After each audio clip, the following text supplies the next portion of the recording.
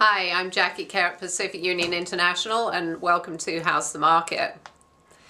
Well, people do ask me how it is to be in real estate right now, and I have to say that sometimes I feel more like a river rafting guide on some very turbulent river. We're never quite sure what we're going to find around the corner.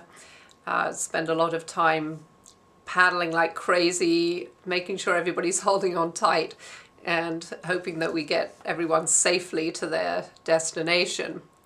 The market continues to be quite interesting, lots of ups and downs. We came off a very, very busy last week of April with more properties going into contract than we've had in many, many months. And then the federal tax credit expired the last day of April. A lot of buyers were scrambling to get into contract by the end of the month. And so the first week of May was really quite surprisingly slow. There was a significant drop-off in the number of properties that went into contract. So by contrast, we had over 150 properties that went pending in the 6 cities that we cover. The last week of April went down to about 68 properties or so the first week of May. And that continues to be primarily a lot of activity in the under $500,000 range. Inventory hasn't picked up that much, but the higher end of the market still seems to be the softer part. The good news is that the financing industry seems to be loosening up in terms of people's ability to get loans, despite whatever's happening in the European community.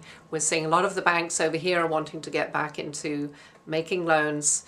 And so in addition to just having the FHA financing, where buyers have been able to buy properties with as low as 3.5% down, as long as they really qualify, we now have the option of 10% down and the possibility of lines of credit. So that's wonderful for people who've been in the position of thinking, well, I want to buy another house, but how am I going to do that? So now they don't necessarily have to have that 20% down. So that's really a plus, and it does appear that all the banks are getting back to that part of the market, and the private mortgage insurance has come back into play as well. So interesting piece, and that will certainly be a help to keep people moving to where they want to go. In terms of the actual areas that are good value, I'm often being asked, well, where's a really good value right now? That also continues to be the areas that are perhaps a little bit further out. They don't have what I would call the latte factor. So you might need to get into your car and drive a little way to go to the grocery store. Perhaps they're not such super walkable neighborhoods. You do continue to pay a premium to be near a BART station, but great values in terms of room for your money. So that's a good place to look in those neighborhoods.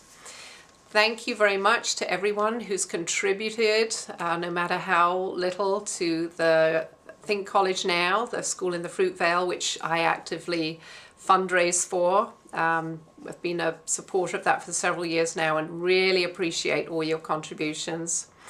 And as always, I'm happy to be a resource for sellers or buyers, anyone trying to figure out the market. Always happy to chat and very much appreciate your referrals.